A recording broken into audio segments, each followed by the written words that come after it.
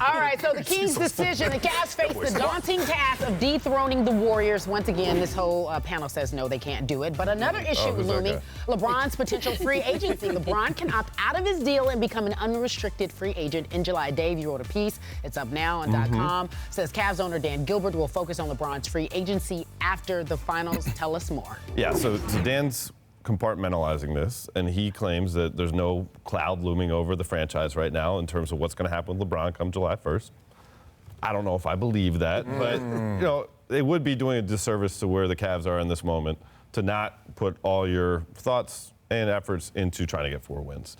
When that doesn't happen, or when we move on from the NBA Finals, this is everything that the whole NBA is paying attention to, not just the Cavs. Of course. If LeBron signs with the Cavs, they have a chance to remain competitive. If not, but Dave, wouldn't you say the Cavs have the the edge right now in terms of all the other teams that he could go with, no matter how much I joke about coming to LA? Don't you think they have the edge in terms of keeping LeBron?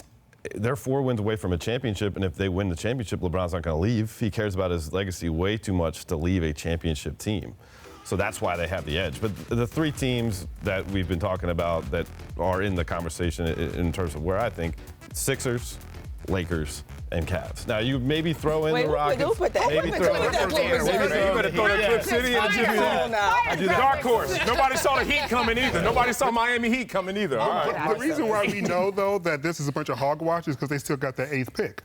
They still got that lottery pick. Yeah. If they were really all in on this season alone, that pick would have been utilized to try and get another player, but they held on to it because they knew that there was a chance that LeBron would. But isn't that an insurance policy? Even if you're going to walk the high wire, you still got to have a safety net, and I think that's their safety net. Yeah, but I think it's more of the umbrella because he recognizes there is a dark cloud hanging over the city, and he's trying to pretend as if he doesn't recognize it, but your moves tell me that you do see it. Now, this may not mean as much to Cavs fans, but I think they have a far greater chance keeping him this time than they did before. A lot of it does have to do with legacy, I agree, and some of it has to do with the fact that they still, to me, until otherwise put on notice, they have the best opportunity. His best avenue to continue to make the finals appears to be Cleveland. Like Philly, I understand with all the talent, but does LeBron want to be that guy? Does he want to be just ring chaser, jumping on other teams? I don't think Philly is ring chasing because they've won 1 playoff series. Yeah. There are a bunch of young guys who haven't done anything yet. Why don't he just go up the road to Philly with and again, I don't understand. Tell me the bonus besides these stars that have not quite yet made it yet.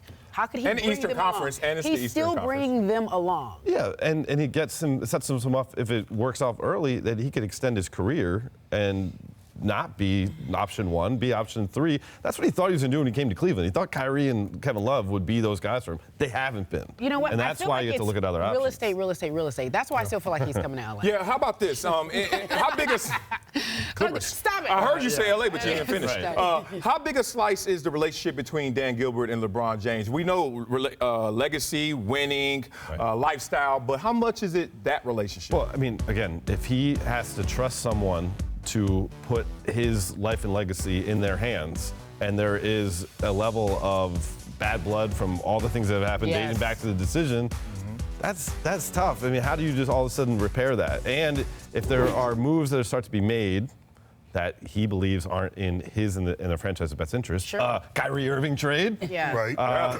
General manager, fired. David Griffin gone.